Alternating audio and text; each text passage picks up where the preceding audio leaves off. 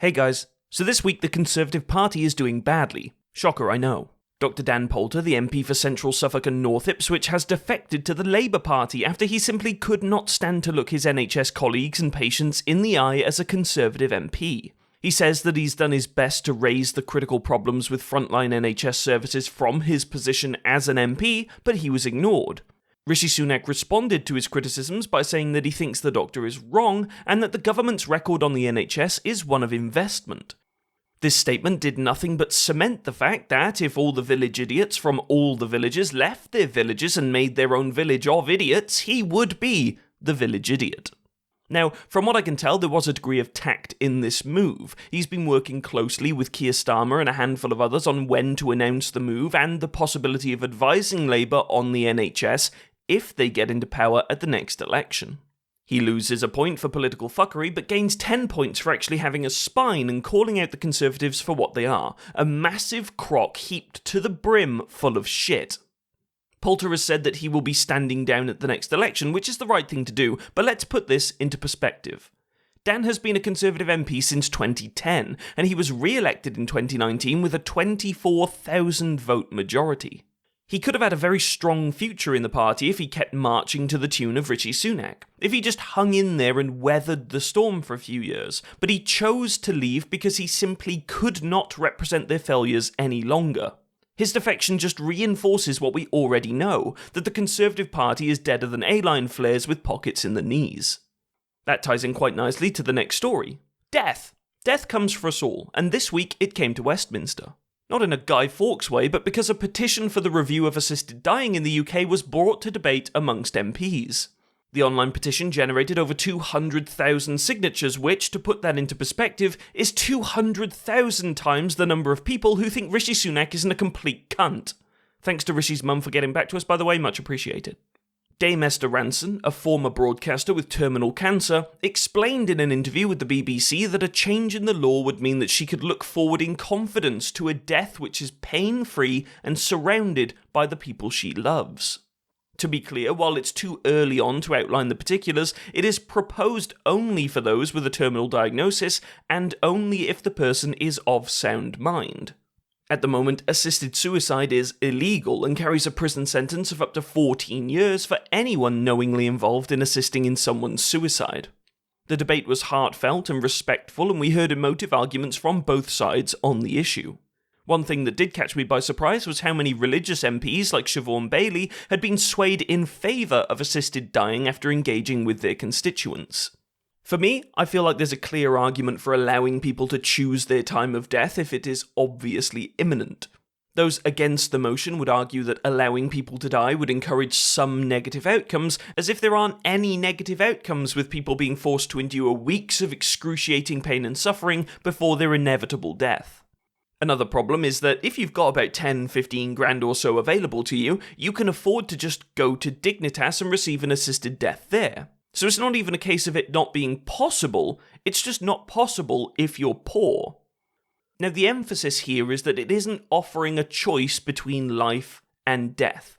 Rather it's a choice of a painful death, perhaps alone, versus dying while you are still of sound mind and in minimal pain, surrounded by people you love. Assisted dying is not being proposed as a replacement to palliative care. It's a choice that you may or may not be personally in favour of, but as with most liberal people, I would say that you shouldn't prevent someone from doing as they please, so long as it doesn't infringe on your rights to do as you please. Thirdly and finally, you may be aware that the local council elections took place this week. If you went out and voted, good on you. Regardless of how you voted, I always want to encourage more people to get involved. First of all, Blackpool were electing a new Member of Parliament after their Conservative MP, Scott Benton, was caught by an undercover journalist offering to break lobbying rules for money. Labour's Chris Webb took the seat, and everybody, including me, takes it to be a massive fuck you to Rishi Sunak because he's a spineless prick that everyone hates.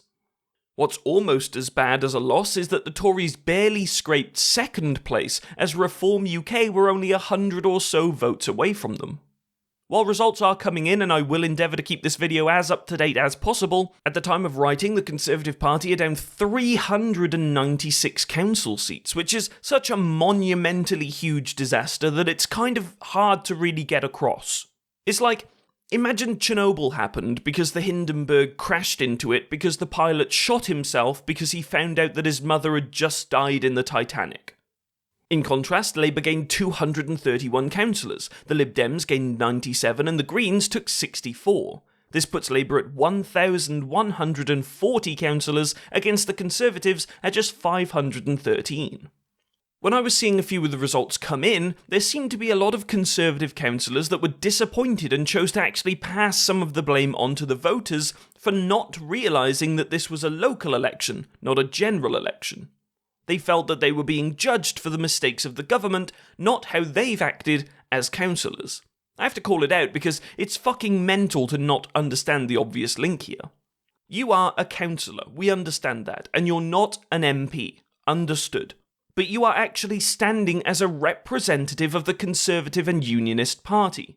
You are wearing the ribbons and colours of the party, and by doing so, you are signalling that you are representing their messaging, their interests, and their vision of the country when it comes to your seat.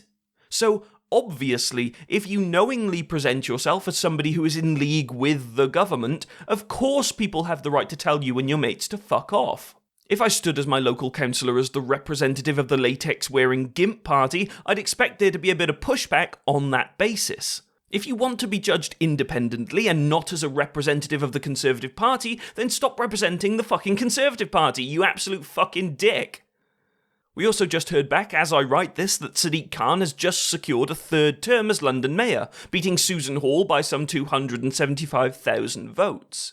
It seems to be the case that, as with most in the country, Reform UK have done nothing except sap votes away from the Conservatives, while Labour either maintain their ground or pick up more centrist votes.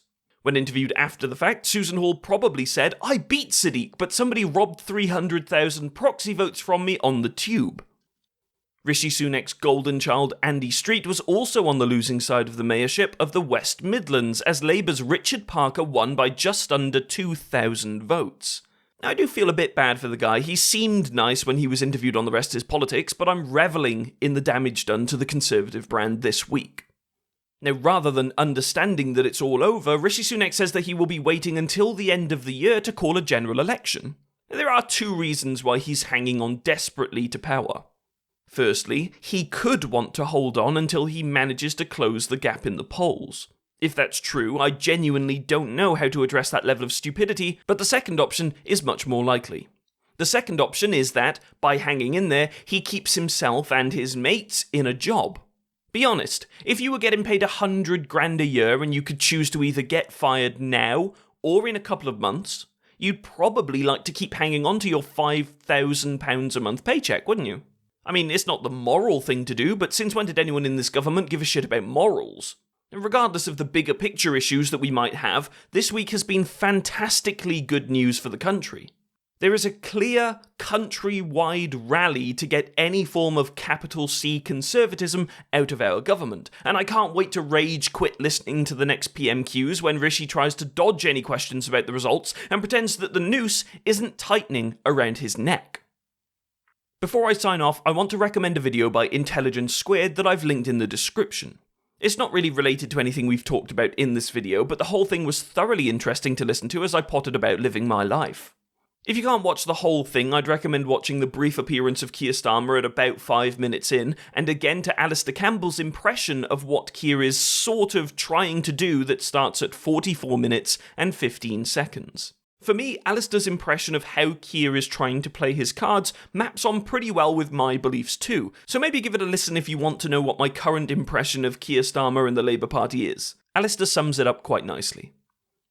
Thank you for watching. If you like this video, please do like and subscribe, it really helps. A huge thank you to my illustrious and dignified patrons that make all of this possible. If you'd like to support, you can do so from just £1 a month, the link is in the description. Love you. Bye bye.